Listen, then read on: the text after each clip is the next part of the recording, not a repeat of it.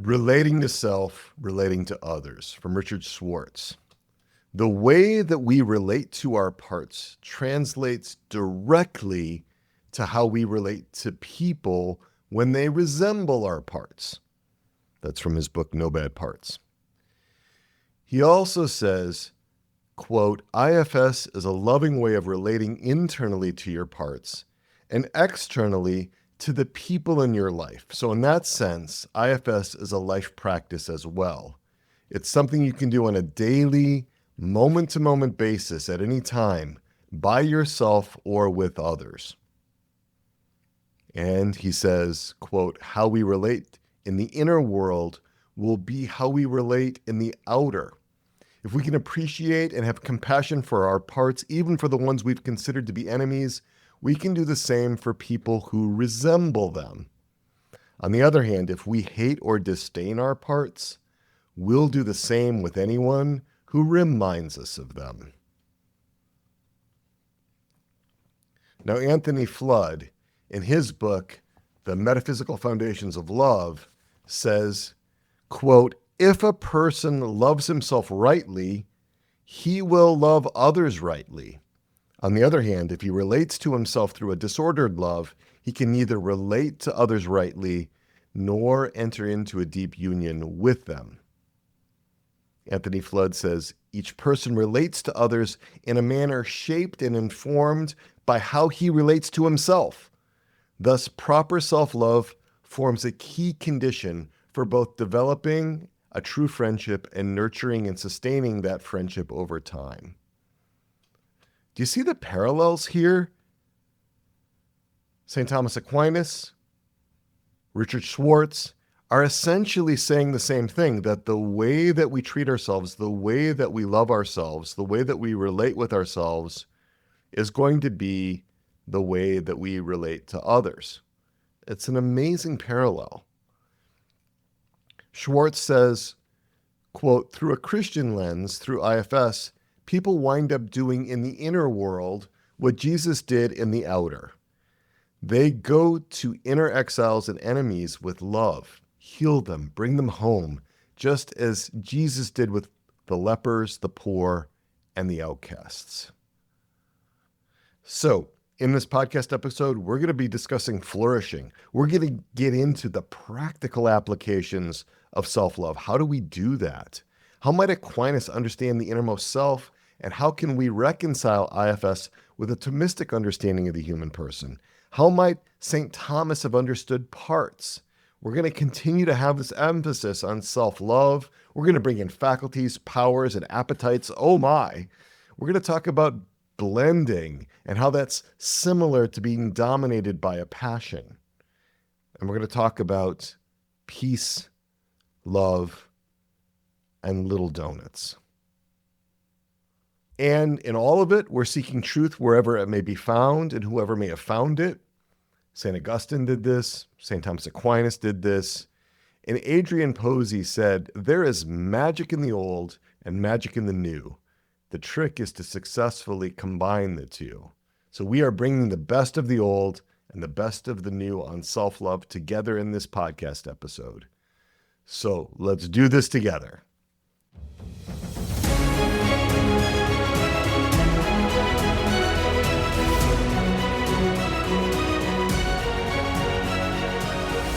So I am really, really excited about this dialogue that we're going to invite between Richard Schwartz, the developer of internal family systems, and also St. Thomas Aquinas. And again, to have you here with me, my dear friend of many, many years, Eric Gudan, colleague, and also in the same geographical location. It's so exciting to have you back and to be doing a third podcast episode with us. Eric Gudan of Integrative Psychological Services. So good to have you back. Thank you, Peter. Really appreciate the opportunity. It's good to see you. So good to have you. And then I am going to give you the moniker of my favorite philosopher, Tony Flood.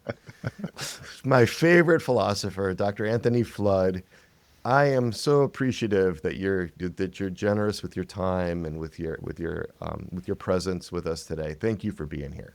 Always my pleasure. Thank you. And so let's just get into this right now. I wanted to basically do a little bit of a definition of terms because Confucius said that the beginning of wisdom is to call things by their proper names. And so I think we just need to know like what we are actually talking about. Like I want to get into what do we mean when we are talking about, for example, the innermost self. Right. So from Richard Schwartz, this is a sort of compilation of what he believes the innermost self to be. It's the core of the person. It's the center of the person. This is who we sense ourselves to be in our best moments when our self is free and unblended with any of our parts. The innermost self governs our whole being as an active, compassionate leader. And in IFS, the self is considered to be the seat of consciousness. So that's the innermost self. But then the way he defines parts in Internal Family Systems Therapy, second edition, which he wrote with Martha Sweezy, is parts is the word for internal sub-personalities. Parts behave like internal people of different ages, temperaments, and talents, and they respond best when related to as such. And then my definition of parts is that parts feel like separate, independently operating personalities within us, each with its own prominent needs, roles in our lives, emotions, body sensations, guiding beliefs and assumptions, typical thoughts, intentions, desires, attitudes, impulses, interpersonal style, and worldview. And each part also has an image of God. Some synonyms for parts that Richard Schwartz has offered us are subpersonalities, subselves, inner dimensions, internal characters, kind of like in and inside out, sides of me, in quotes, ego states, inner voices, or aspects. And so I just want to kind of open it up here, and also with the caveat that, you know, we really are speculating here. And I am very happy to be corrected. I mean, actually look for that, right? Because we're really on the tip of the spear in terms of really trying to take the best of internal family systems and other parts and systems approaches and ground them in a Catholic anthropology. Obviously, we want to look to St. Thomas Aquinas, which is why I'm so glad you're here with us, Tony. And there's going to be some mistakes along the way. I have parts that really worry that I'm going to utter something that's wrong, right, and make this error of commission. But I actually have a greater fear of not talking about this stuff, right? Not that it's all fear driven, but I have this great desire to share this with you. So I want folks to understand that this is on the hypothetical edge of speculation, if you will, and that, you know, I reserve the right to change my mind as we get more feedback and stuff like that. So I just want to throw that out there as well. So we're not taking this as Peter's profession of faith, lest he be deemed a heretic by a future council. Give him the opportunity to recant. That's right. That's right. Yeah. And again, if you notice something in here that you recognize as being contrary to the definitive teachings of the church, let us know. But what I want you to do is to give us some references, reference the Catechism, reference, Ludwig Ott's Fundamentals of Catholic Dogma or Denzinger or something like that. Don't tell me that you heard from a priest about 13 years ago in a homily, something that you think contradicted what we were saying. I'd like it to be a little higher level than that to engage with us. And by all means, put your comments in the comment section, your questions in the comment section of our YouTube. So this whole question comes up so much about can this idea of parts, can this idea of innermost self be harmonized with a Catholic understanding of the human person, and specifically with St. Thomas. So I'm going to let you guys take that away. Okay. Well, Eric, do you want me to jump in, or do you want to focus me in a certain direction? Well, part of me wants to start with a said contra. Well, that some people say that I have heard it say within Catholic circles things like the inmost self is the indwelling of the Holy Spirit within, and some people are identifying the self as the Holy Spirit. I think that's patently false. Yeah, that is false. I mean, that certainly, I mean, I always, people accuse me of hiding behind Aquinas when I say things are true or false, but I can certainly say Aquinas would not accept that approach. Right. Right. Although there are some Christian IFS folks that have said things like that. And so we just want to make sure, no Protestants, not Catholics. This wasn't Dr. Jerry. But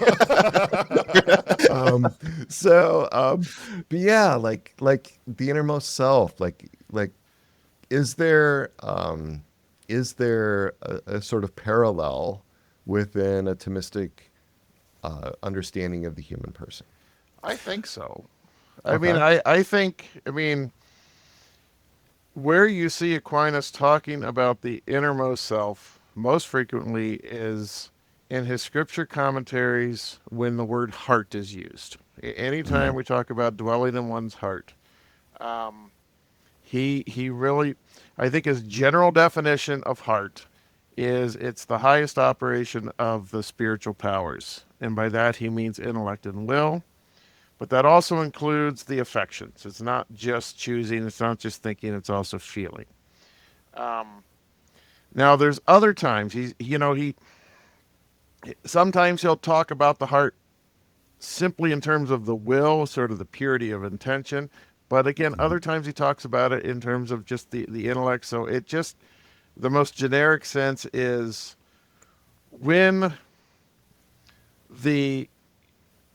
I would put it in terms of when you identify most with your thinking and your choosing and your feeling, that is the heart on the Thomistic understanding. So the most authentic version of yourself, Yes. using both intellect and will in line with emotions, that sounds like the integrated person. Yes. And so he wants, he talks about contemplation and such as returning to that self. And he does theologically say, yes, that is the place where God dwells in the most sort of acute way. That's where you will meet God. But that self is there at a purely natural level. I would never, to say that it would become identical to the Holy Spirit, that he would get very nervous with that. So obviously the self is there. And then he talks about, he does talk about an intimacy, a divine intimacy, that the dwelling of the Holy Spirit in the soul, he says, is actually closer and more intimate to the soul's dwelling with the body, which for him is a Wow. big deal. Because Yeah. if the soul is the form of the body, that means you're talking about one unity, one thing. There's not really a separation in reality. It's a separation in, we can think of the different principles, but there is one being that exists. So when he comes in and says that the grace of charity, the grace of any sanctifying grace, which is the presence of the Holy Spirit, is closer to the soul than the soul is to the body, at that point, he's almost in metaphor, right? He's just like, it's so close, I don't know how to articulate it any better, right? So there is I don't want to discount that idea that the self and the indwelling of the Holy Spirit are going to have no relation. They certainly do, but certainly ontologically, the self comes first. And I've heard Dr. Jerry talk about the kind of the heart, and what conversation I had with him is the faculty by which you're able to engage with and have relationship with God. I'm not sure if I'm paraphrasing him properly, but would that make sense? Yeah, It's not really Aquinas wouldn't put the heart as a separate faculty. That would be one okay. sort of Thank big you. difference there. But insofar as the heart represents the highest operations of the intellect and will, then yeah, I think you could make that. If you had that distinction in mind for Aquinas, I think you could see a complementarity. So you just that by which you're able to engage with God within the core of your being. Right. Yes. And earlier you said, didn't quite use the word recollection, pretty close to it. Contemplation, and kind of maybe you said recollected, or like in the contemplation, return to that. I've heard Peter talk about recollection as the accessing the innermost self. And I really like that phrase. And I notice myself have been using that a lot, especially because recollection been in the Christian tradition for such a time, and also it's more kind of easier for me to kind of understand. And perhaps for Aquinas, that recollection I'm speaking about would be understood as contemplation, or does he mean more I than think that? through contemplation you become recollected for Aquinas. Okay, It would be the thank you. so contemplation is going to be a twofold act. Then it doesn't need to be even religious contemplation. It's going to be raising one's mind to higher truths, to deeper aspects of reality. But in order to do that, you have to clear your mind, if you will, of various sensory desires and passions and things of that nature. So there's a It's a twofold degree thing of going on. focus. So that recollection, you become more sort of, you're dwelling with yourself, if you want to put it in that way, in a more conscious way through contemplation. You do become recollected. So I like that because the idea of recollection or recollecting, I'm thinking about that in terms of in IFS terms of recollecting our parts, sort of gathering them in a harmonious way, so that there is a kind of the greater unity within, right? A less of a fragmentation, a greater unity, greater integration.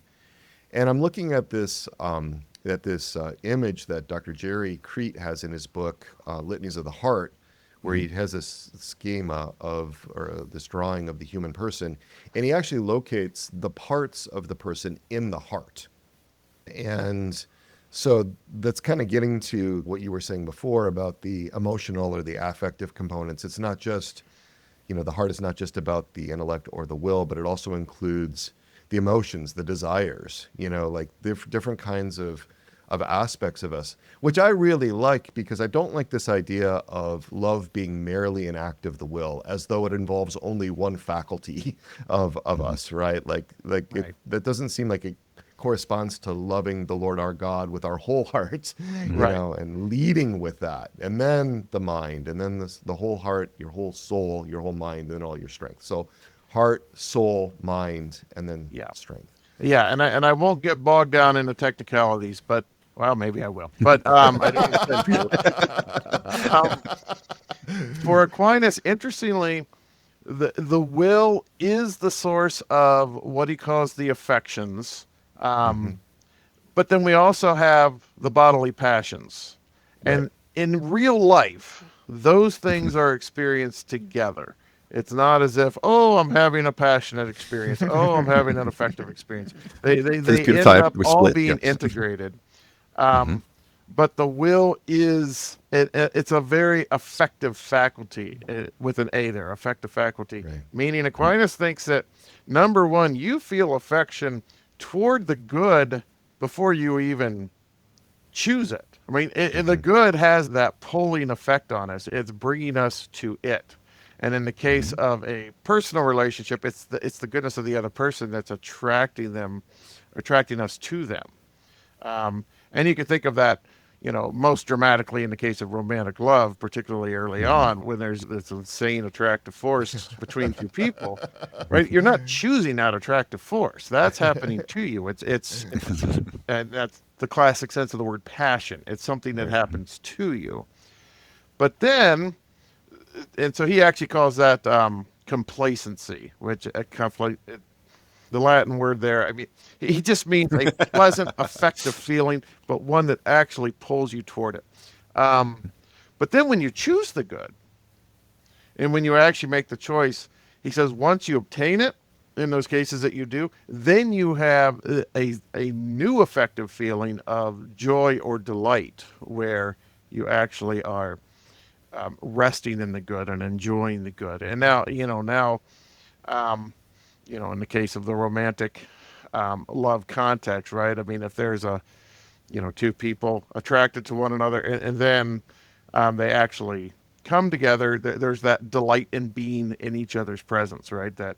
So where I'm going with that is, for Aquinas thinks it's a double affectivity. It's not merely a little bit of affection. It's actually one pulling us towards us, and one that we're experiencing as resting in the good. And you could apply that to his view of the spiritual life as well. It's going to be the goodness of God pulling us toward him in that same effective way. And then when you actually encounter God, there's going to be the joy in that encounter. So yes, it's a very effective, very emotional, as we would use the term, experience for Aquinas. And I think the medievals and the scholastic tradition in general sometimes gets a bad rap of like missing the emotions altogether. And I'm just like, no, no, no, no, no. If anything, there's more emotion going on there than with us, because it's anytime the word appetite is used, I mean, it's meaning this felt inclination either toward or resting in, and so it's a very, very robustly felt experience for Aquinas. Like a visceral sense, Yes. kind of a being drawn towards. And so, and I'm trying to pull this back towards understanding self and kind of that the descriptions we have with here with Schwartz, and when we're feeling most free, unblended with any of the parts, just an active, compassionate leader, so that by which we can do this. What comes to mind for me, and I'm stretching it too much, is in your book, The Root of Friendship. I was thinking about page 68. You kind of pull together the whole building up towards this self-love, and I'm wondering if kind of this natural self-love is an expression of what is experienced by phenomenologically Richard Schwartz of the kind of the compassionate center core of our being. We're naturally going to try to love ourselves, and if we get out of the way of these other kind of more restrictive ways of loving ourselves in a more kind of narrow way, so in the broadest sense, if you kind of strip some of that away, you can see more clearly. If you're able to contemplate that kind of self-love, that's being in self, it's being recollected. I wonder, Tony, if that is commensurate with what your understanding. I think there's an affinity. It's somewhat connected to what I was talking about in the previous podcast.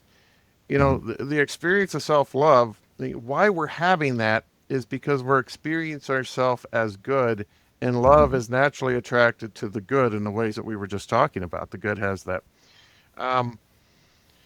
Now, why that naturally would lead to to being compassionate, and I think in the Schwartzian sense, is that the adjective? Can I do that? Would be, at least for Aquinas, that when you experience the goodness of yourself and you naturally love it, in the clarity of that moment, you don't merely love yourself. You love yourself primarily and principally because yourself is good. Well, that positions you or frees the mind to see that, well, I should love anything that's good. And particularly, I should be naturally drawn to those goods that are most similar to myself, which are what? And as is this case, which are who? It's people, all other people, right?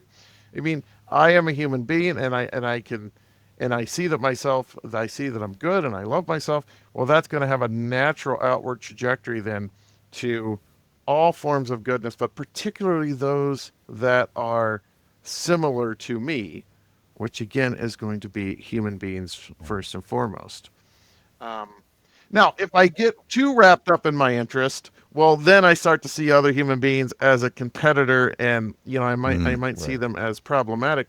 But again, now I've shifted the framework away from my goodness as a being to something to do with more just selfish interest. If I stick with that framework of loving myself because I'm the sort of being that's worthy of love as a good self, well, then that is going to naturally flow over to others.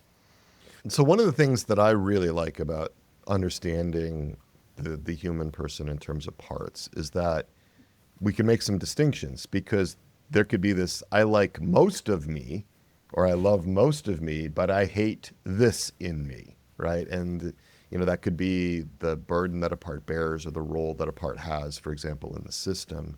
And so without there being a separateness, there's a distinction within. And then what we're often seeing, at least clinically or in just everyday life, is that the parts that I hate in me, I also hate in other people. And, so I'm just curious about like, would you say that that resonates in some way with a Thomistic understanding of the person, and how might we understand that? Again, for Aquinas, the way that you relate to yourself becomes the model and template for how you relate to others. And that's both good and bad, right? I mean, if you're willing to yourself the goods that actually enhance your life and contribute to your flourishing, well, then you're going to be disposed to do that towards others. But if you're locked into patterns of behavior where where you're willing yourself merely apparent goods, or you're having an unhealthy relationship with various things in your life, well, then yeah, that same, I don't want to call it, but the influencing mechanism where we see another person, we're just going to be disposed to treat them in that exact same way, at least in those areas. So in terms of the Thomistic motivational psychology, that makes perfect sense to me. Uh-huh. Yeah. Wow. Well, And this seems to match up with the phenomenological description that we have within IFS, within the way Schwartz describes the self-energy, being able to see it in a kind way and compassionate way, and from these parts, which having different motivations, different kind of slices of what they see to be good, and so there's more room for more conflict of disagreement of what is good, what's good, or what's good for me now. Right. yeah. Leading to those polarizations inside. He would call them polarizations, where parts are battling it out between the good of, as we put it the last time, the third donut, and the good of physical health, right? And so parts can wind up in conflict around that. And ideally within a well-ordered person, and again, I don't think that Schwartz would like this word, but there's a hierarchy, right? Ideally, the innermost self is leading and guiding, right? And these parts, and again, I'm trying to think about them in terms of passions, in terms of, the affectivity that we were talking about, the emotional aspects of this, and even in terms of like access to faculties, like what do parts have access to in terms of memory? I'm just really fascinated by how this all kind of works together. So I guess I'm asking a kind of multifaceted question, like to what degree do parts have access to the passions, or to the degree to which passions influence parts, and what degree do they have access to the faculties? So, big questions Broad get big question. answers, right? um, so for Aquinas, and I will do my best to keep this user friendly. Aquinas talks about what he calls the cogitative power, or particular reason. Those are synonyms for him. And the best way to think about it is, and this is the Aristotelian tradition. You find a lot of this in Aristotle as well. The easiest way to think about this, I actually think, is in terms of animals, because animals have what's called an estimative power on this account. So we don't even need to talk about human beings with reason and will. We can just look at it in terms of animals, and then use that as the guide for thinking through this for human beings. If you have a dog or a cat, and you come home, well, let's go with dog, because cats probably wouldn't do this. And you come home, the dog is excited to see you, right? Well, And she is. yeah. It's true. So what's going on there? The dog, I mean, there's actually a fairly complex process there. The dog, upon having this perception of you, is able to automatically connect it to her memory, right? She has a memory of you, and that's how she's able to recognize you, right? So the estimative power is what it gives us, that ability to recognize things. It gives us sort of a continuity of experience over time, that we see these people and that's the same person, right? But it's not merely this sort of visual match. It's not as if, oh, there's Peter.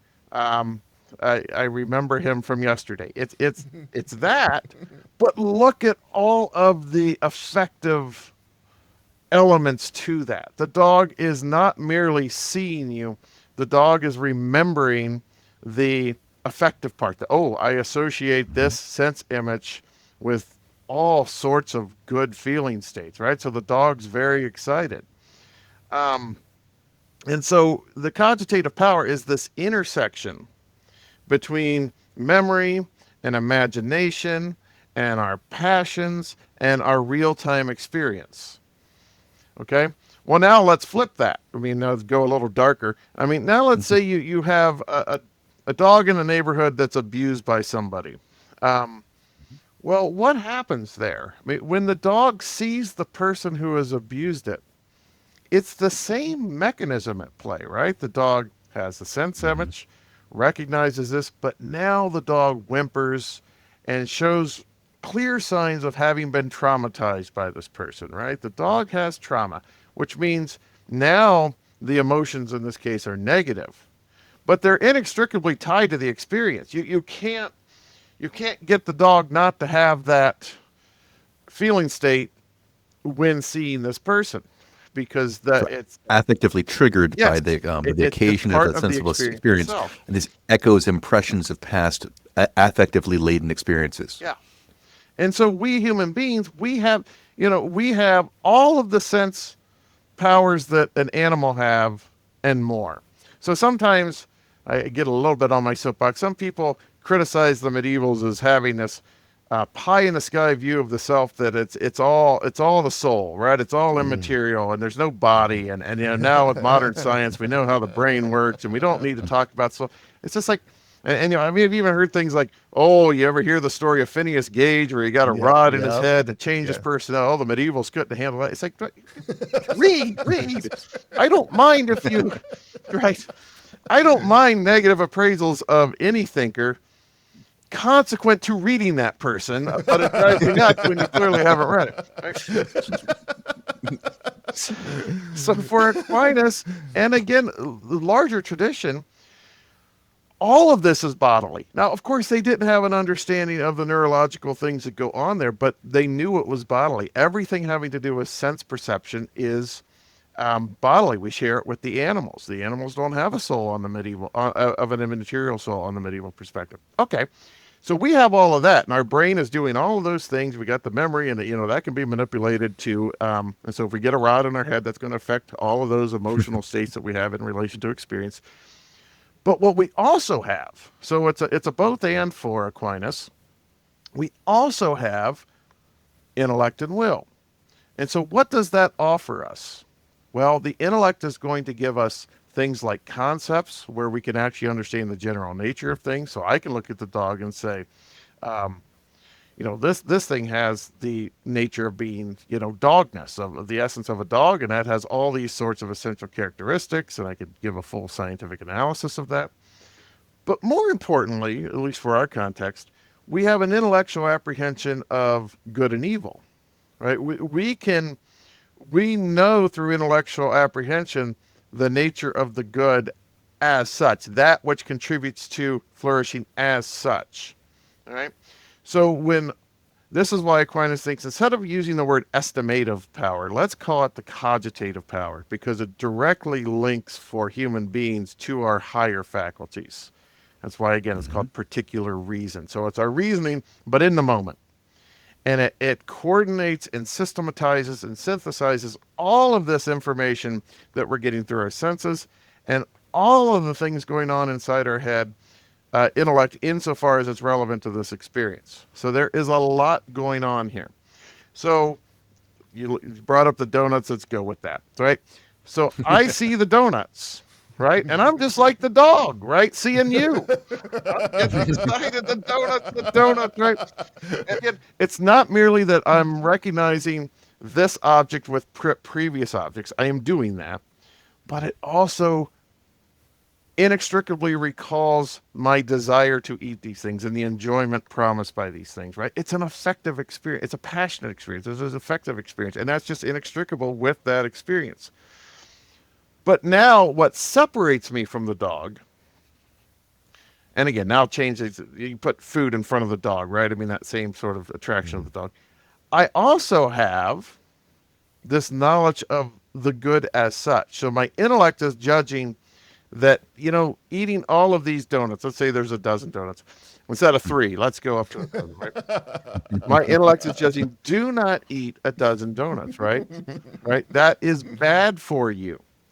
Bad, not in a particular sense of it might cause momentary discomfort, but bad in the moral sense that this is going to actually undermine your flourishing as a whole. it's a whole different perspective. It's a deeper perspective. But in my experience of that, in my real-time experience of the donut, both the sense knowledge and the intellectual knowledge are coming together in one experience. All right. Now, believe it or not, I am trying to answer your question here. So what does this have to do with what Schwartz is calling parts? I think this. So, when you see a donut, you have a different experience than when you hear Beethoven's Ninth, or when you see this person that you went to high school with, or your child or your wife. You have all these different experiences with different kinds of things and different particular things. Each of those is going to have its own unique constellation of feeling states and memories associated with it. Right? Mm-hmm. So I think you could almost, Aquinas probably wouldn't be excited with the word subpersonality, but I think that idea that each of those experiences almost has with it a complete narrative set of things that you could talk about. Mm-hmm. Mm-hmm. And the older we are, the more we have of these, because every time our cogitative power sees something in real time, it's going to connect it to the associated memories and the desires and the feeling states and everything that goes with that. And that's why you can look at one person. If you go to a high school reunion, you see one person that you have fond memories of. You see another person you have far less fond memories of. Completely different experiences, but they're robust, fully fleshed out experiences that would take a while to actually chart out everything that's going on there. And I think we're full of those. I mean, we have thousands of memories. And they all have their associated affective states. So, I think that on a Thomistic picture, you could articulate a lot of these things in terms of that. So he would recognize these constellations, that it's not just a memory. Yeah, it's not just a very excellent word. Yeah, it's not just a feeling. It's not just a memory. It's not just a desire. It's not just a perception, but that these are all coming together in the cogitative power, and that there can be different, in a sense, competing or conflicting constellations. Yeah. Right? There can be competing constellations, and there can be memories that have gone, that are sufficiently vague as to keep you in suspense, right? You don't know why you're feeling this way when you look at this person or thing. Right. And maybe that's where, a conversation or even therapy can get you to sort of get to that point where you remember that there is a connection. So it's not as if we have a fully transparent awareness of all of these things, because again, memory is imperfect, and it's sort of the linchpin in here is in terms of how all of that fits together. But yeah, it could definitely be competing, right? I mean, all of these different experiences we've had, they're not always going to mesh together. Would it be in this idea of self-governance and I'm actually more interested in self-love here? Does it make sense from a Thomistic perspective then to love a part, or to love one of these constellations that's being held by a part, let's say, or being sort of managed by a part or worked with a part? Does that make sense then, that we can say, okay, we appreciate that this part of me or this constellation is inclined to at least a perceived good? Can we work with that? Because that's one of the things that Schwartz always says that I think is really one of the strengths of his position, is that all parts are good. There's an ontological goodness about this. Yeah, I think so. You can probably tell with my hesitancy. I'm processing something here. But for Aquinas, each of those constellations, there has to be some goodness in that as an experience, because for one, okay, so he does think our nature as such is good. All the powers are fundamentally good, and know that they're wounded by sin and all those sorts of things. They're still all fundamentally good. And that's not just us, that's the world as such. So 9 times out of 10, when we're talking about these constellations, we're talking about things dominated and structured by relations with other people in the past or in the real present, right? I mean, a lot of these things have come about through our interactions with all of these people. And that they also are ontologically good. And so even if there was evil in those experiences, there has to be, I mean, I think those parts that form us, they have to have some sort of goodness in the sense that they are something that is materially possible to contribute to our flourishing in a larger sense, if I wanted to put it in those terms. And so one of the questions that comes up a lot, Tony, is, and this comes from therapists as well, but it's also just from people that are interested in this parts work, is this question of, are parts real, or are they merely metaphors? Are they merely an attempt to try to understand and explain what's happening inside? And that goes back to Schwartz's definition, right?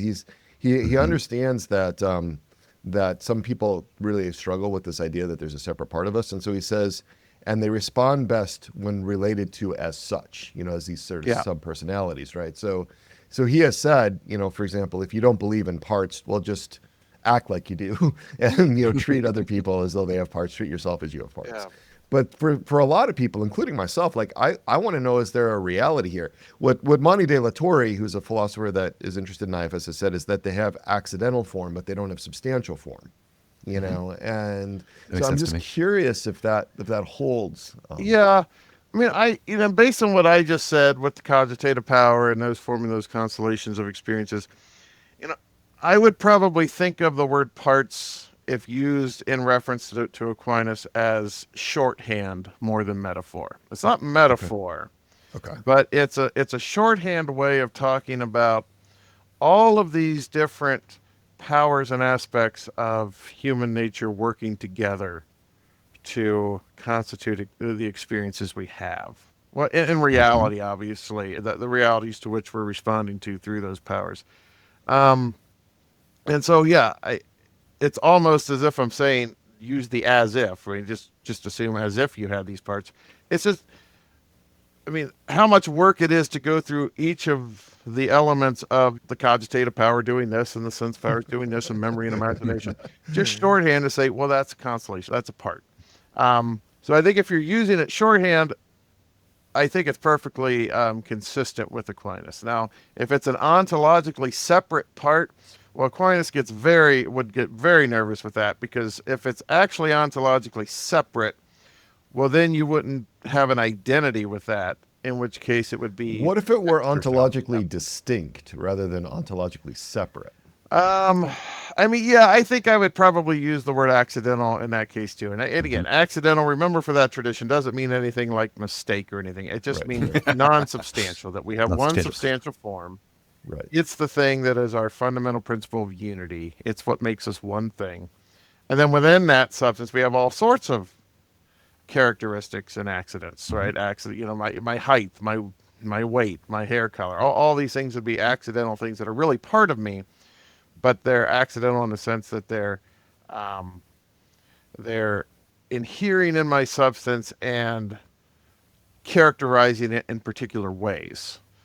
Your height does not exist apart from you, right? And your height can change as you grow or anything, but there's always a height. There's like a necessary accident that we have, but inheres within your substantial essence. Yeah, I have to have, in virtue of being a material being, I have to have a height, right? I have to have some dimensive quality, but the particular height I have would then be accidental and therefore also very changeable, right? I was not always this height. And I probably won't always be this height, right? It's a very changeable thing. But similarly, the parts, or perhaps ego states, just feels more philosophical for me. But it's less, a little bit more difficult to talk about quickly in therapy, honestly. And IFS comes from, I think, the ego state tradition of kind of participation in the being of the person. And as these constellations of experiences, I like the shorthand idea as a necessary accident. Persons have these constellations of being. They don't have the being in and of themselves. They're not separate. We can distinguish them, but their being is participating in the substantial unity of the person. Yeah. And so therefore, I mean, I think the key part, they would certainly be real aspects of ourself. I mean, they're certainly real parts of ourself. They're not illusory. They're not, and in that sense, they're not negotiable. In the sense that you couldn't just will them out of existence and say, well, I don't identify with them, therefore they're not part of me. I think they're necessarily part of you. For Aquinas, you would have to find a way to come to peace with that and integrate it into a virtuous life of some sort. I mean, even those parts you don't like, I'm thinking of those in these terms at this point. So in a sense, I mean, to kind of put this in very simple terms, we're not looking for a partectomy, where you cut a part off and cast it Right. away, Right. or cast it out as though it were, a demon Right. or something like that. But really like the conversion of a part, or I don't know if that would be the proper word, but like the transformation of a part. Transformation, yeah. Right. Yeah. And that aligns up with Schwartz's idea of, parts becoming unburdened from extreme rules, but also from, their extreme unintegrated experiences, being freed from that so they can take a really healthy, adaptive, flourishing role within the person's life. Yeah. Removing the obstacles so that they can more accurately experience the complacencia that could be connected to natural goods, and to then become more recollected, to see things more accurately, more in touch with the inmost self, more within touch with their heart as they are, and thus be less burdened and less polarized. Yeah. Even though they may have certain goods goods connected to memories that they're a lot more invested in. This seems to match up pretty closely, like in the clinical experience of doing parts work. Yeah, and that's a good distinction too. When you contemplate or recollect, for Aquinas, you're drawing into the heart. You're drawing into this deepest operation of the spiritual powers, but it's not as if that means you're leaving the sense powers and lower operations behind.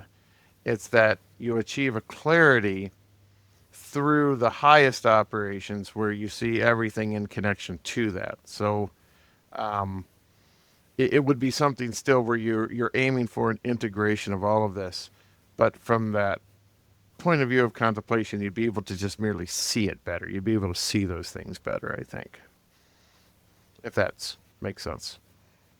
So we've sort of complimented Schwartz here, and I really do love his many aspects of his model because of how it allows us to live this out in like very practical terms. Because as we talked about in the last episode, it's hard to find like the self-help workbook, within the Summa or within, even some of the sermons that were more practical.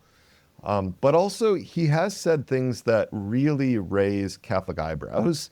Like each part has a self, and he equates the self with the soul, right? So It's basically saying each part has, a soul. I think he would argue that each part has an intellect, each part has a will, each part has like a separate set of faculties and appetites. Like he would actually, I think, go so far as to say that like each part, at least in the definition we were talking about in the last episode, is a person, right? He sort of sees it that way with that degree of separateness.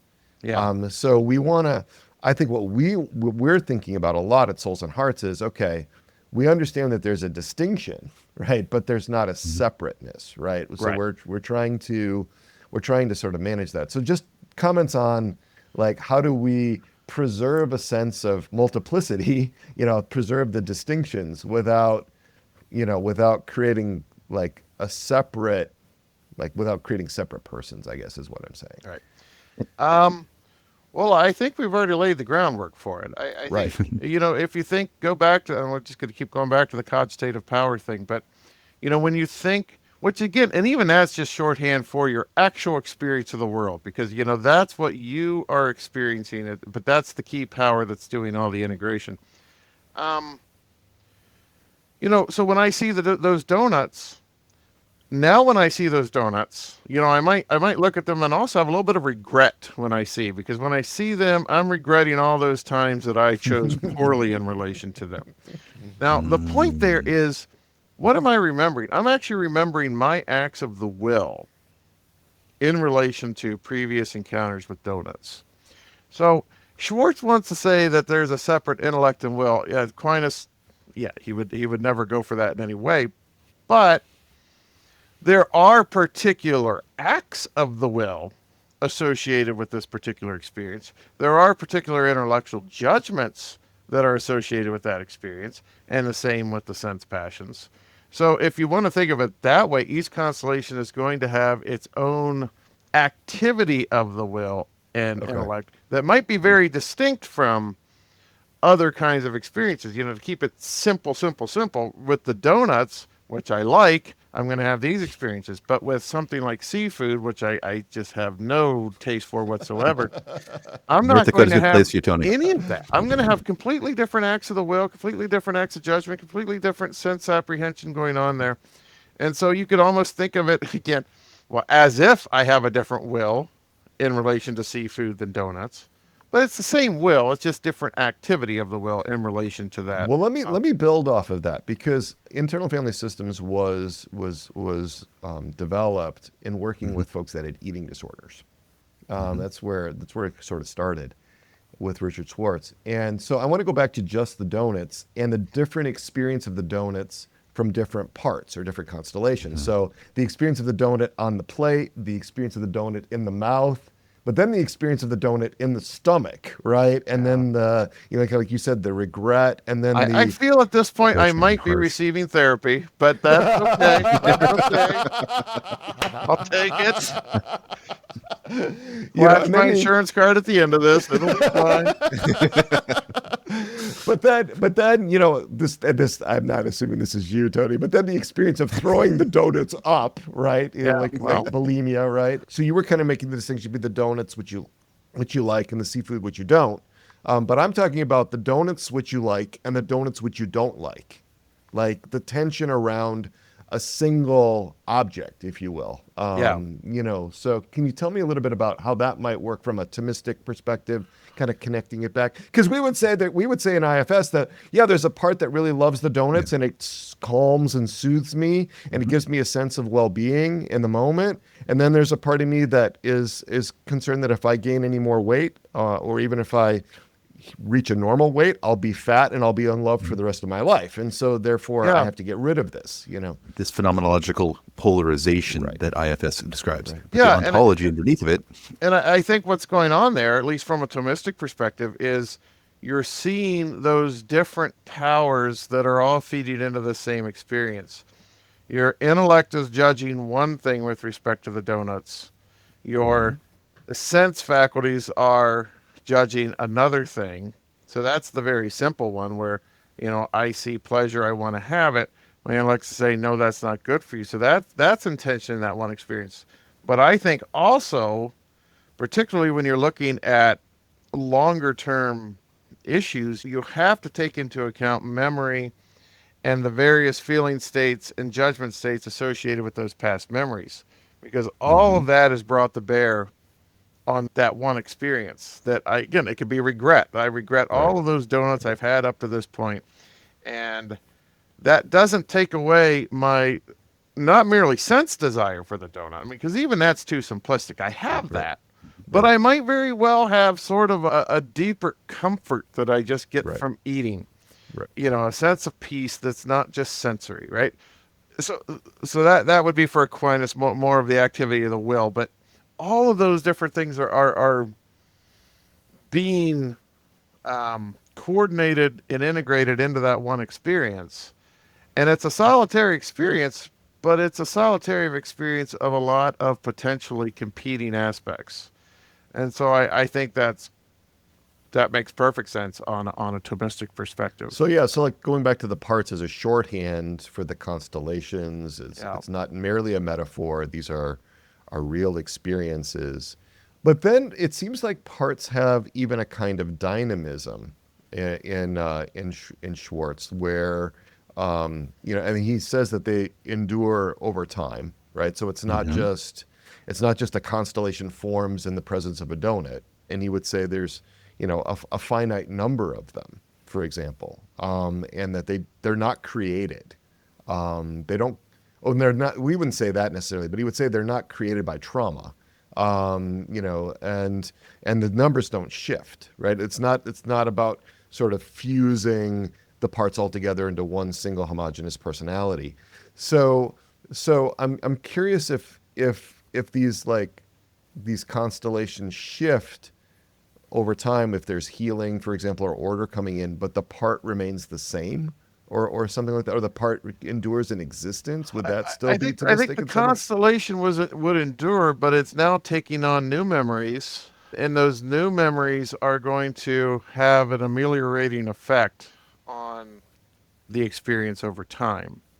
So you're never going to get to the point, I think, where you have forgotten the trauma, if you will, but you will have enough good memories. And by good memories here, I don't just mean, again, I mean memories of the intellectual judgment, of the experience of the will. I mean, all of those past, working through some things in therapy that engage all of those powers. You're going to have that. And just from a natural perspective, I think that over time, the balance is going to shift away from one that had more negative to one that had more positive. Now, supernaturally, when you add the grace element into that, you go even further. Right, But just right. from the natural philosophical perspective, I think that's what you would see with natural healing. And every once in a while, you see that, right? I mean, even in non-big traumatic cases where, you're thinking of maybe something in high school that wasn't pleasant or whatever, but you've worked through it. It doesn't affect you Right, 99% of the time. right. But every once in a while, something will trigger it just right, right? Hmm. Where you're right back and you're focused on the negative part of that. And even though that, you have more positive than negative, that negative is still there. It's never Hmm. really fully extinguished. Um, Yeah, and going back to mom's house for that's just human Thanksgiving, you act nature. I like mean, you're a that's just the teenager nature of again. human experience. The only way to have gotten rid of it would be literally to wipe your memory, and that's not going to be anything we'd want to do, I think. Yeah, we talk about that in terms of the integration of memory as opposed to the consolidation of memory in trauma work, instead of a memory l- being encapsulated within its own bubble, and then Mhm. sort of coming out and flooding. So, Yeah. but you were going to say something, Eric. I know that. Well, we talk about the cogitative power and the parts and things that would cause it to come back to memory and activate parts. The donut doesn't have to be physically present in order to be psychologically present in order to organize the parts response. And I think we have a lot of parts which are organized around, drawing from like attachment and internalized working models of certain persons, and Right. those can be complex. We have very different relationships. When you're talking about the different relationship with the donut, I was thinking about different relationships with a child, the happiness to see the child succeed, longing for you're going to miss the child, and when the child moves off and separates and individuates, and regret for the past parenting mistakes you made. Just the different parts can be centered around each of those three experiences in seeing the child succeed in something, depending how integrated you are, organized you are. And I think the way Tony's expressed the cogitative power and the experience of the intellect and will and memory, that makes sense. We can explain this. What I see as the big difference in the way Schwartz describes these parts and Thomas does is the accidental versus kind of the quasi-substantial unity that Schwartz seems to give. I do remember talking to Peter how Schwartz is not a philosopher, doesn't claim to be a Right. philosopher, Right. with kicking and screaming, drug into being some type of philosophy. He says, "Okay, fine, I'm a phenomenologist then. I talk about stuff I see." And so I don't think it hurts his feelings too badly. I don't think for the ontologist side of things to say it doesn't really hold up the way you're doing this with the person. There's philosophical implications of the way you're treating parts as persons, and to be like, well, this is how I experience it, and we have to you walk them through how that doesn't really hold within a greater system. So I'm seeing we have substantial unity holds us together. Tony keeps talking about the memories being kind of a group of things, constellation. You can have a shorthand memories, but he doesn't seem to be treating parts nearly as cohesively as Peter's. You were talking about parts as being cohesive. And I'm noting that, and I'm wondering what would be the principle of unity for a part. Is that for Peter or me? So I'm asking Tony to take Peter's side, So try to yeah, explain to him better. it would not have its own ontological unity in that substantial sense. Anytime you go down that way, you're going to splinter the person into something that Aquinas would say is just not recognizable, because he would think but you would have, in the same way that my hand has a unity, right? It is a hand, right? Mm-hmm. It's a singular thing. It has Mm-hmm. characteristics, but it's integrated into my body and into my person as a part, right? Mm-hmm. Um, but again, not a part that it would in any way indicate a separateness. It's just, Like the dead hand from but last but it has podcast. its own intelligibility, is maybe the word we want to use. We can understand the nature of a hand, um, and apply it to this. Well, each of these constellations, I think, for the individual person, because each individual person is going to have these different, they're always going to be different from one person to the next, because they're always particularized by that person's experience. Mm-hmm. Um, that's going to have an intelligibility that's usually reserved for that person alone. And I think what's interesting here is in the therapeutic context, or in the context of spiritual direction, or maybe a very, very intimate friendship, those are usually the only contexts where you're going to see the intelligibility of that thing being looked at from the outside by another person. Um, Mm. and so we're not generally used to, okay, the layperson, as somebody outside of your field, is just not generally thinking of these things in terms of, um, what might that intelligibility of this be to another person, because that's just not usually how we operate. But what I'm finding interesting as I'm talking about this is, in terms of your profession, that would be the first and foremost way that you're thinking about these, right? How, in terms of a therapist, can actually cognize these things. And I would say it's because they do have an intelligibility based on the relations of these powers and the operations of these powers in that person. And we do have frequently similar parts. We talk about groups of parts. Like we talk about firefighters, talk about exiles, we talk about managers, but we also talk about, like, even from like schema therapy. They're like commonly selected schemas, commonly selected kind of parts that persons have their parts tend to associate around. Peter often mentions the Catholic standard bearer part that a lot of us good faithful Catholics have, but I also appreciate, Tony, the way you say that each person's unique experience of the part, each person's part is a little different, but we can talk about similar parts. Most people have an internal critic of some type of flavor, but I think Schwartz is emphasizing the individuality of the parts, whereas Jung's work with schema therapy is emphasizing the commonality of certain types of parts. Yeah. Yeah.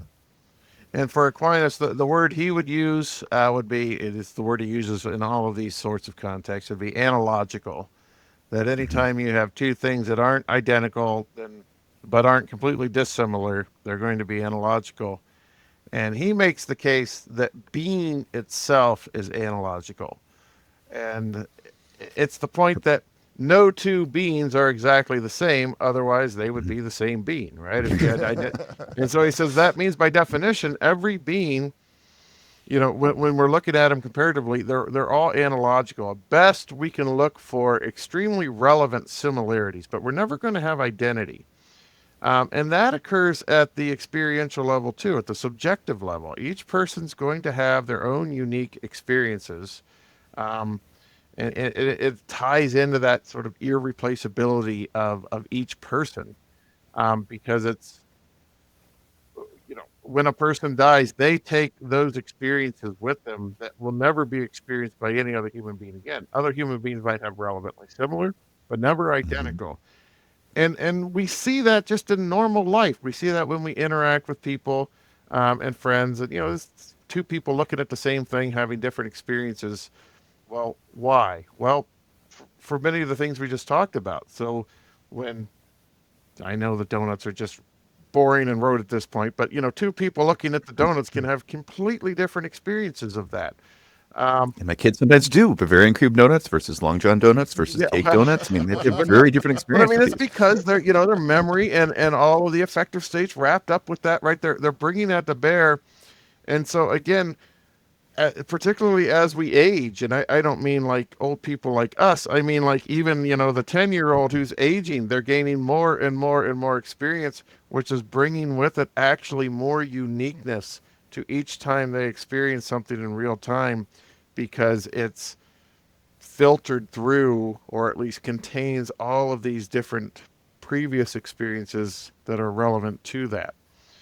And So yeah, when you turn to therapy and things of that nature, well, that's always going to be an interesting, I don't, not impediment, or maybe it is an impediment. It's going to be an interesting obstacle to overcome, hmm because it's not merely that no two patients are going to be the same. It's going to be the case on some real level that no one therapy is going to have the same effect in two people, yeah, right? Because you're dealing with that goodness of fit. analogical distinction. But yeah. So I want to jump into this question about blending, and for both of you, right? This idea that when a part, We're different though.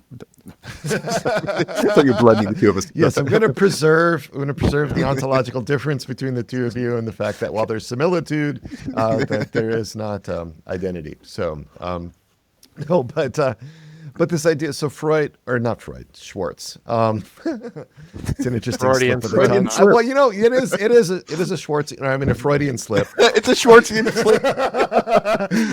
No, this is, but that actually is going on, because I actually do see Freud and Schwartz as about the same level, with Freud having not discovered, but having popularized the unconscious.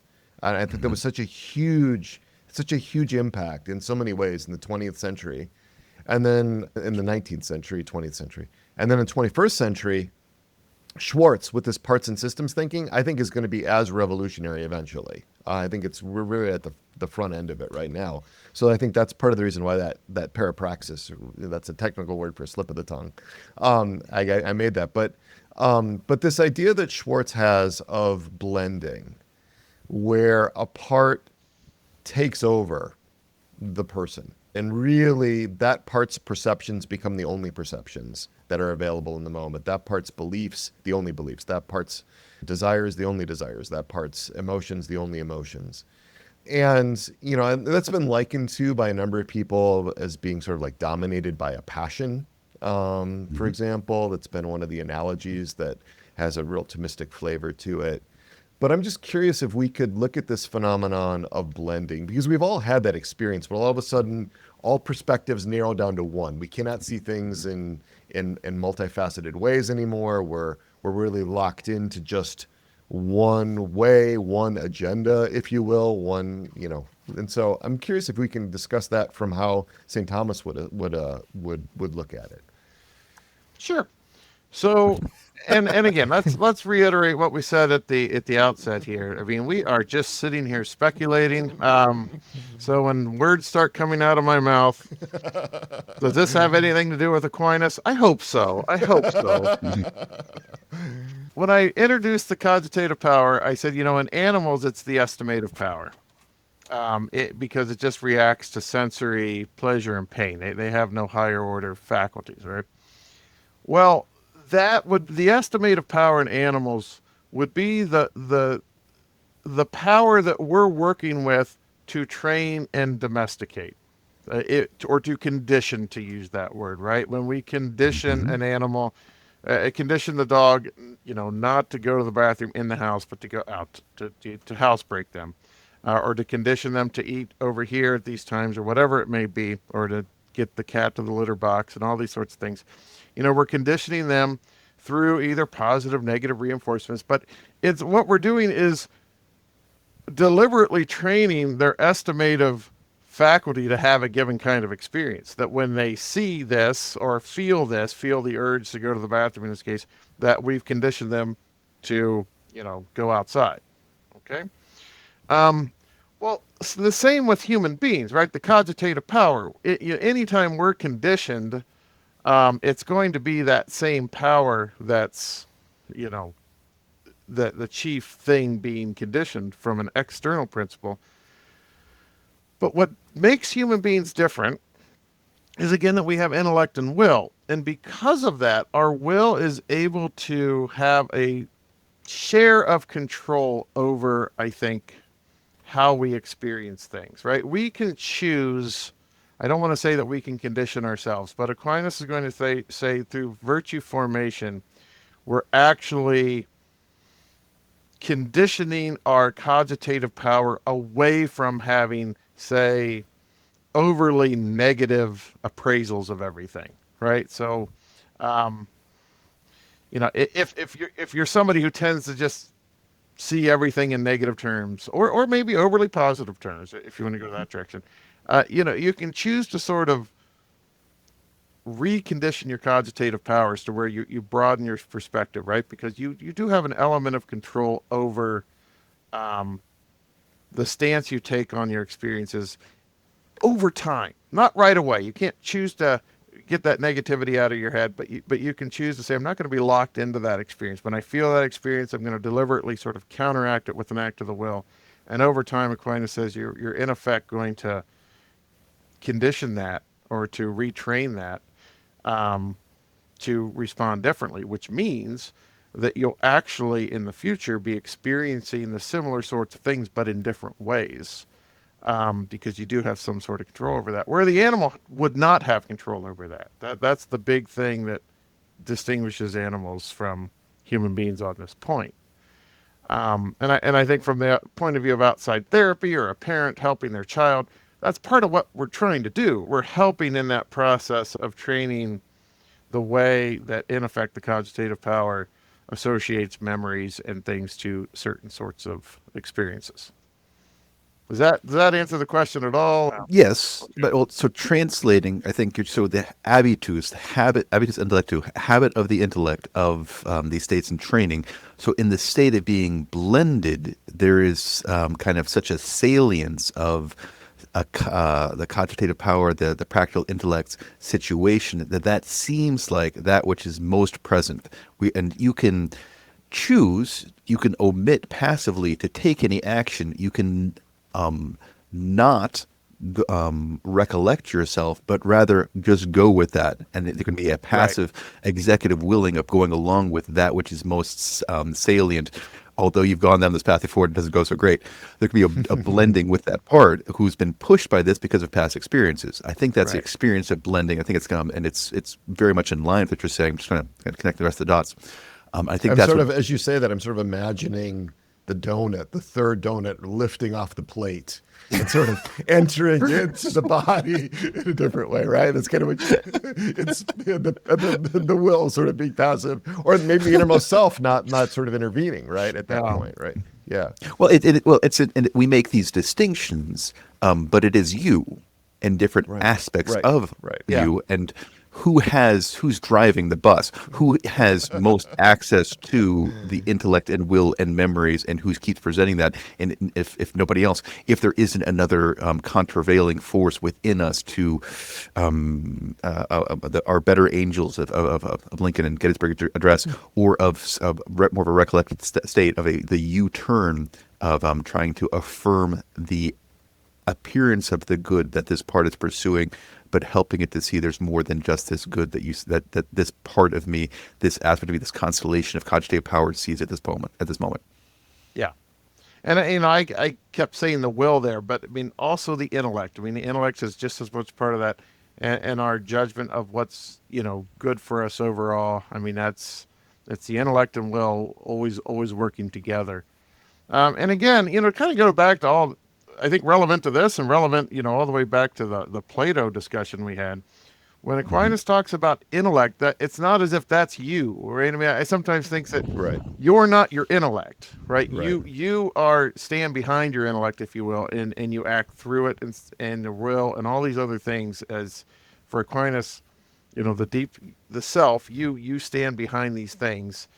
Ontologically, in the most boring way, it's going to be you would be your substantial form, and when that's when you have a conscious experience of that, that's what you're having an experience of. But an act of the will is your act of the will. An act of cognition is your act of cognition. You stand right, behind those things. right.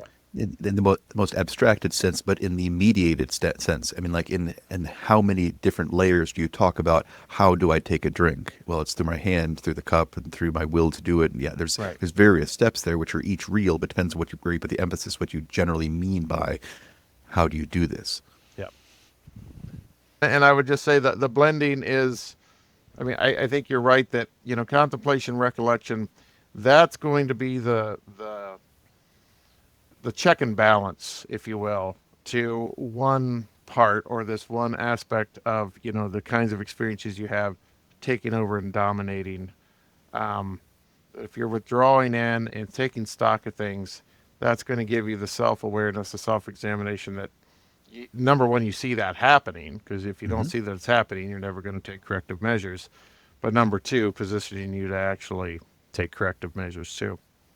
Yeah, and hearkening back as well to the Plato discussion of the 5 different types of men, or the 5 different states we can be in, or how habitually we are in those states, and the sum total of the acts we take, which lean ourselves, which shift us towards whichever of those states we want to be, whether or not we are, in fact, allowing our sense appetites to be a tyrant over us, and then in practicality, although we're doing what we want, we have very little freedom.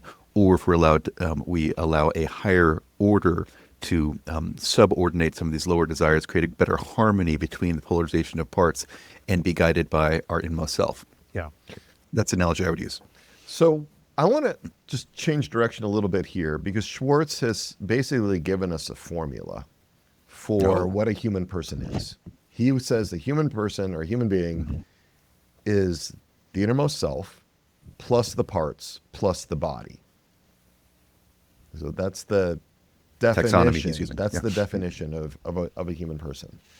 But I'm sort of thinking about it in terms of like the faculties. It would be difficult for me to locate the faculty of the will solely within the innermost self, or solely within, a part, or solely within the body, or the faculty of memory, right? And so I see these as I see these parts. I see the human person as more complex, I guess is what I'm saying. And I'm curious about checking that out. Is there a way to, like, from a Thomistic perspective, gather everything that is not the body and the innermost self into the parts collectively? So, I mean, for Aquinas, the self would be, the metaphysical, the substantial form of the body is the soul. Right. Now, insofar as the substantial form takes on the body, right, that becomes one thing. It's not as if you have the substantial form in the body. They become a unity. But it's the substantial form that is the source of all of the other powers. Even the bodily power, at least even the operation of the bodily powers. It'll use the matter, you use the eyes to see and all of those sorts of things, but it's still the substantial form for Aquinas, such that when a person dies, all of those sense powers, they no longer work. He says that's not a coincidence. It's because it's the substantial form that has been acting through those. So it would be the form that's the source of all those powers, but again, the self is there before those powers for Aquinas. I mean, it's just odd to say it one way or the other, but it's just that the self is there. We tend to think, and I think somewhat legitimately, the self in terms of the conscious self, because that's just how we mean it. But personal identity for Aquinas comes even before that. So the baby would have personal identity before there's any conscious experience. It's through those powers that we begin to have the conscious experiences we do, and then they're going to become multiple and have all the distinctions and everything, the constellations as we've been using the term, as a result of those powers working together in the way they do. Okay. So this is further downstream. Parts are further downstream in terms of our overall identity. Right. Okay. And that would be another way of sort of understanding a hierarchy within. At least there's a temporal progression, or not progression, but a temporal aspect to this. Yeah. I would take Schwartz's definition of the person there as similar to a chemical description of the person, that the person is 66% water and 0.2% iron and whatever percent potassium. That it's not incorrect as far as it goes, but not the entire story, and perhaps not the best way to understand the whole. Yeah. which I think Schwartz, as a systems guy, would appreciate. Yeah. And as a working, and again, if you're using that, even his term, the as if, treat it as if, um, Mm-hmm. I think that's fine, right? I mean, it's just, if you have this ontological conception of the person, but while interacting with people, if you treat them as if they've got these parts that even have, sub-personalities and ordering persons, um, if that gives you practical results that are beneficial, um, that's good. I just think in terms of stepping back and say, okay, well, what is the person? And Right. you just don't want to lose the self Essence, that ontology. exists. And I would furthermore emphasize that this kind of first in experience, the phenomenological first and the ontological first, not being the same thing, is embedded within Thomism. Yeah. Of that which we experience or that which first is in intellect is the sense, but that is not what is first or primary by rootedness in being. Like, I think we see this kind of analogical process within the understanding of self in an ontological or phenomenological way. Yeah. And that's why, just the simple thing. If somebody dies before ever having conscious experience, Aquinas would say they're still a person. They're still a human being. But even more so, a person in our sense of the term. It's just that because we're sort of the victors. We're the ones who've lived. We've had conscious experience. We're the ones who get to talk about this. So when we're talking about personhood, we gravitate towards the thing that we're most familiar with, which is the phenomenological, the conscious experience of ourselves, and self-consciousness. So that's where we begin. But ontologically, that other thing came first. And continues to come first. It's still logically prior to the experiences. So it is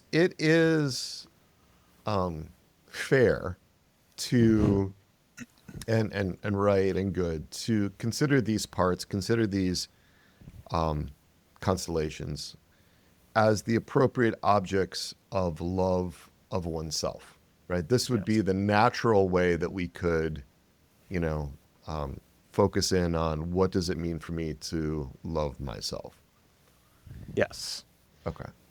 And I think they would be, so, I began by talking about that general sense of one's goodness. And that's like the earliest, I think, part of our conscious experience. And that's why we love ourselves. And then that extends others. But,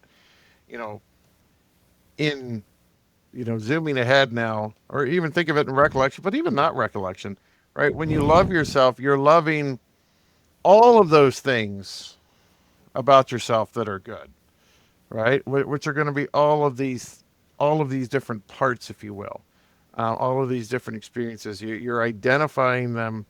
You're not merely identifying with them as part of yourself. You're affirming them as somehow part of the overall goodness of your existence. Yeah.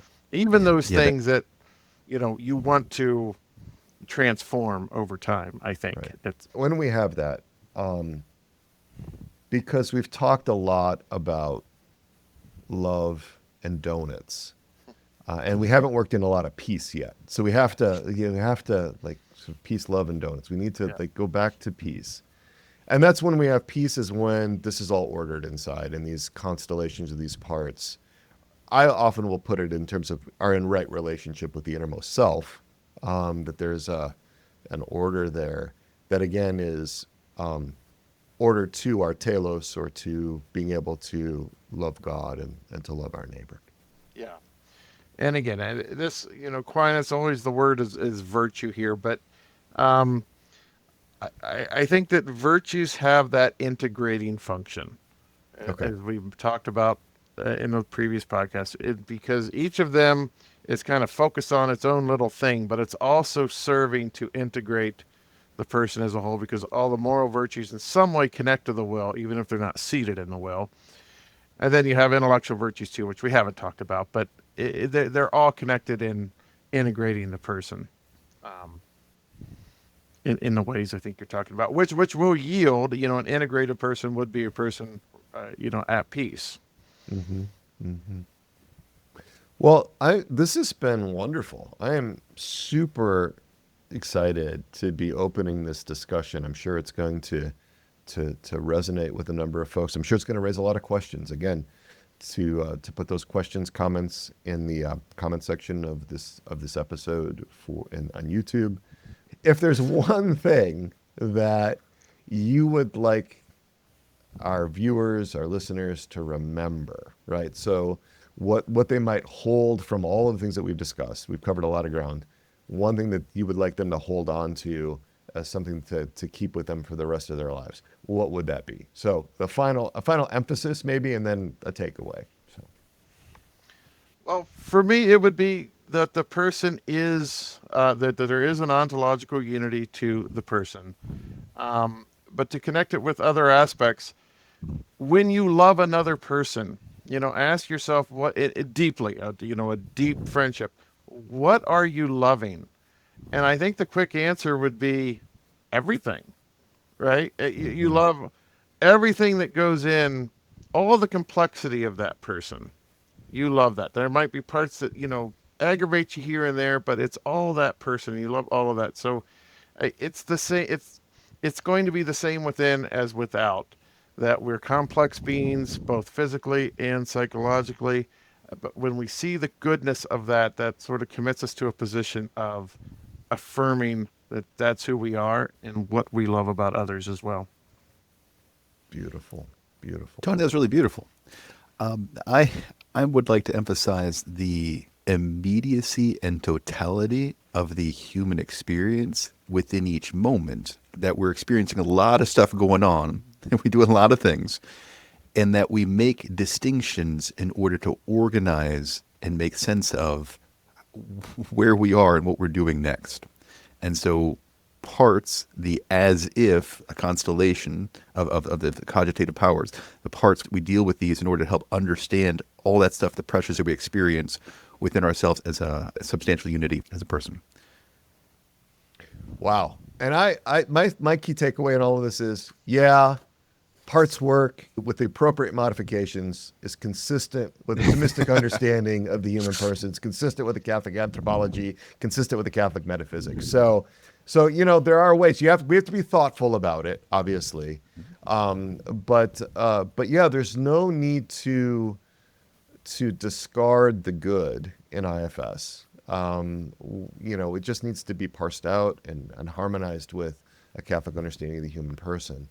And I believe that's what God wants for us. Like, he doesn't always choose a Catholic, for example, to discover something or to be able to popularize something that's true. Like, Watson and Crick, the discoverers of the double helix structure of DNA, were prone to really anti-Catholic statements. Like, if you look at the history there, but few of us would cast away the understanding of DNA as having a double helix structure because of the authors of that, or the ones who discovered it. So not the author, which is God, but We'd focus on the priest who did the natural selection earlier, though, with the Mendel, is that his name? But, yeah. So, well, again, thank you so much. Really, really just edified, enjoyed this conversation so much. Thank you for making it possible, guys. And thank you to our viewers and to our listeners who also make this possible by your presence and by your engagement. If you like us, then give us a like. Go over to our YouTube channel, Interior Integration for Catholics. Give us a thumbs up, subscribe. Let's hear from you, right? We want to hear from you. Join the conversation with us. Write comments or questions. Let us hear from you in the comment section for this episode on our YouTube channel at Interior Integration, #4, Catholics. Also, review us on Apple Podcasts. Share your experiences there. And do not forget these books by Anthony Flood, especially this one, Metaphysical Foundations of Love, and then also this one, The Root of Friendship. Love to have you read those. And we are only about 2 weeks out from when the Resilient Catholics community opens for new applications. We do parts work in the RCC as part of a structured step-by-step year-long program in a community of more than 300 like-minded Catholics. It's all about thriving. It's all about flourishing. Come be a pioneer with us. The people that are in our small groups in the RCC, they are on the tip of the spear. They are pioneers in learning about human formation. They're leavening the world around them because they're doing that internal human formation work. Got lots of testimonials on our landing page at soulsandhearts.com/RCC. And as I mentioned in the last episode, you'll take the Parts Finder Pro. That is a series of 22 measures, really to help you understand, sometimes for the first time, to understand yourself in terms of parts. So especially if you've had trouble just kind of getting to know your parts, this can really jumpstart your journey to not only knowing, but to loving your parts. When you love your parts, when they become more integrated, when they become more recollected under the leadership and guidance of your innermost self, you are so much better equipped to love your neighbor and so much better equipped to love God and to love God wholeheartedly with all your being, with all your parts, as he commands us in the first great commandment. And so consider that prayerfully. We have a 19-minute experiential exercise to help you discern whether you should apply. It's not about necessarily joining. Applying and joining are two different things, but check out that 19-minute experiential exercise to see if it's a good idea to apply to the RCC. And as always, you are welcome to reach out to me on my cell phone any Tuesday or Thursday from 4:30 p.m. to 5:30 p.m. Eastern Time at 317-567-9594. You can join me and also join Bridget Adams, our community care coordinator for the RCC, for an informational meeting about joining the RCC, applying to the RCC. That will be on Tuesday evening, September 30th, 2025, from 8 o'clock p.m. to 9 o'clock p.m. Eastern Time. The link to register for that meeting is on our RCC landing page at soulsandhearts.com/RCC or in the YouTube description for this episode, which is episode 174. We'll have a brief presentation, and then we'll take your questions, and we'll give you answers. And we'll also record it and put it up on our landing page as well. Now, moving on to a really exciting announcement. We are launching the Scripture for Your Inner Outcasts podcast. Scripture for Your Inner Outcasts. That's from Souls and Hearts. And it just launched last Monday, September 8th, 2025. This podcast, Scripture for Your Inner Outcasts, is, to my knowledge, the first podcast ever to discuss Scripture through an IFS lens.